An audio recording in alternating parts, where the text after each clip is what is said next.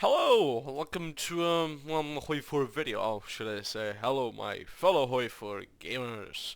I kind of want to make this video, fun of it, kind of an archive, talking about the new stuff, the other than DLC. So let's get started, right? The new HOI4 DLC, in my opinion, is good. It does have a lot of problems. Let's start. The new focus trees are amazing. They're brilliant, well designed. For Poland, Lithuania, Latvia, and Estonia, well, they really don't matter. But with Poland, you can do a little trolling. In single player, this is a good experience. Well, in HOI4 multiplayer, you wouldn't even be playing vanilla. You would download something that the host tells you to download. Now, let's move to more positives. Well, let's go here. Trains. Trains are good. A good addition to the game. Armored trains are, well, better. But also you have railway guns. Now these can be really efficient, but they're very expensive. They do a lot of damage though, so the armor designer, this gives me stiffy, not gonna lie, because I really love tanks. Yeah, but this is very well designed. Not gonna lie. Now with the artillery, they did move like you can get upgrades for your tanks through the artilleries, and if you want to make the best tanks that have the most piercing, well, you're gonna need to research anti-tank. This is good, I'd say, and well, yeah, nothing else. Oh, the way you get radios is, well, pretty much you unlock it by yeah, you unlock it by electronic engineering. Now, the tank designer. A lot of people do have complaints about where did all my models go that I purchased. It's referring to the Axis armor pack and I think the Ally armor pack as well. Well, I do have all the DLC and I did get confused. So let me teach you how to do it. You click on create variant and you select the model and boom! Would you look at that? They're right here. They never went anywhere. But I don't know how you can classify BD7 as a T26. Alright, we're down with that. And they did pay attention to small things like, let's check on France.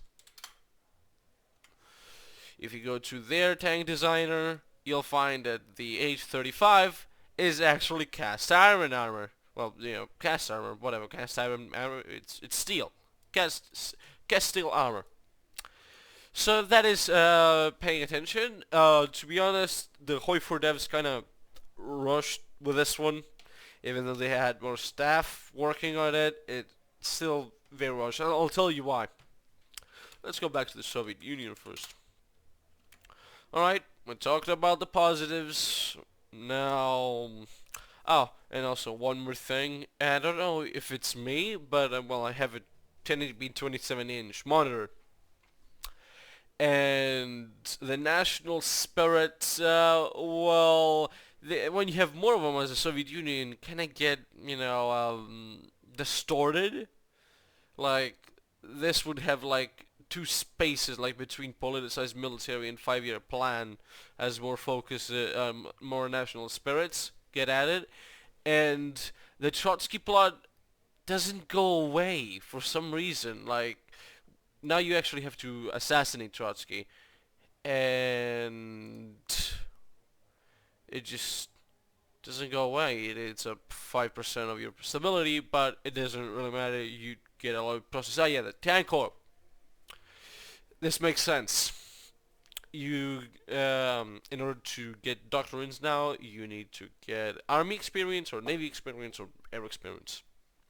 And also for the army command, you can set a preferred tactic. If you know how these works, well, you're gonna have a good time. And to be honest, in my opinion, this does make sense. Well, because, well, how does an army become better at fighting? It becomes better fighting at when it's fighting.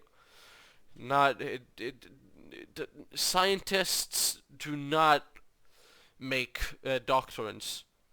Well, generals do, and this makes total sense. The buffed weather effects make sense. Well, it does make sense because, well, previously as Germany, you were able to push the Soviet Union with blizzards, and it doesn't make a whole sense, does it? And also fly your planes. Doesn't make a lot of sense, does it? But they do last less now, so that is better. And also you can see them. As you can see, there's a sandstorm in Libya right now. Okay. Have we talked about them? Oh, one more addition that I forgot. Naval, what are they called again? Floating harbors. Yeah, these can these can pretty much save D-Day, a failed D-Day. Now, let's move over to the negatives. Supply hubs and railways. Supply hubs are too expensive. They're just too expensive.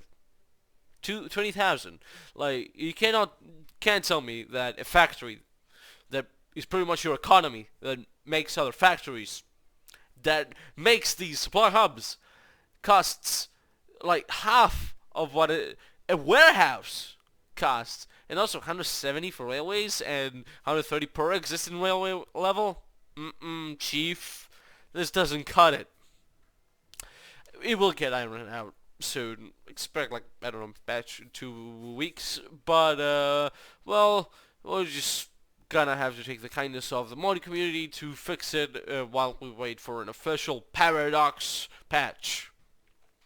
Now, let's also don't forget that the new supply is just fucking abysmal, man. Like, there's nothing. There's no supply anywhere. Supply's terrible.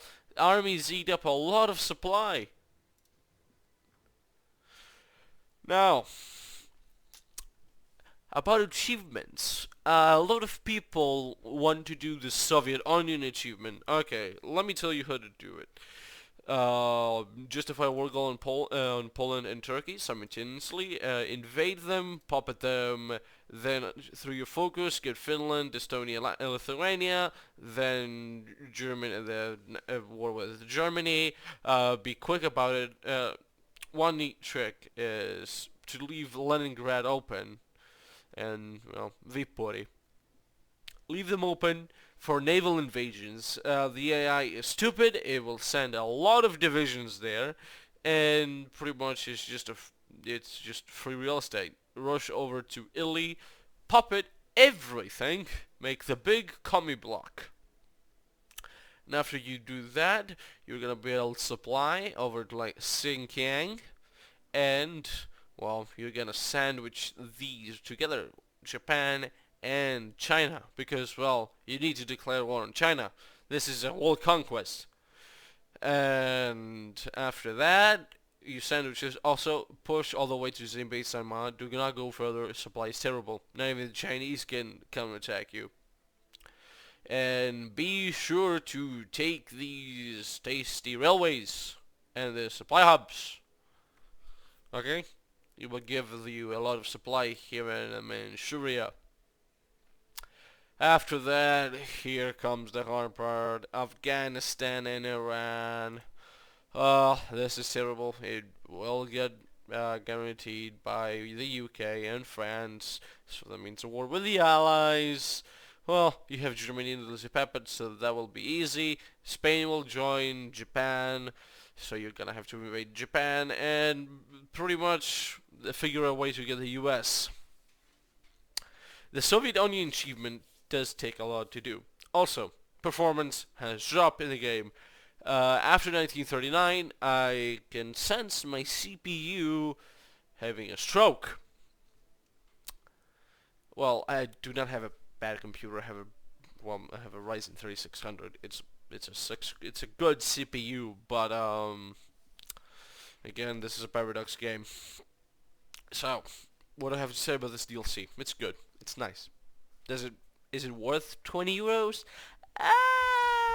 Probably not, but it's a very good DLC. Do not wait to get it like on discount because, well, this is pretty much a Paradox policy. They do not put anything on a discount for like if it hasn't been out for like I don't know 1 year. So do not expect a discount on this DLC. But it has been good. I enjoyed it, and the Soviet Union achievement took me a lot, but it was worth the meme. Anyway, bye peeps. Have fun.